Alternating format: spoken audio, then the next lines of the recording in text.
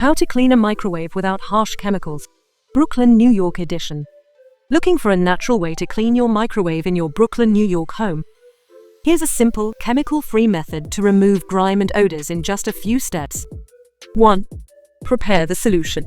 In a microwave-safe bowl, mix 1 cup of water with 2 tablespoons of white vinegar. Add a few drops of lemon juice for a fresh scent. 2. Heat it up. Place the bowl in the microwave and heat on high for 5 minutes. The steam from the vinegar solution will loosen stuck on food and grease. 3. Wipe down the interior. Carefully remove the bowl, it'll be hot, and wipe down the interior with a clean microfiber cloth. The grime should come off easily. 4.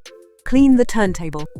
Remove and wash the microwave turntable in warm, soapy water, then dry it before placing it back inside. 5.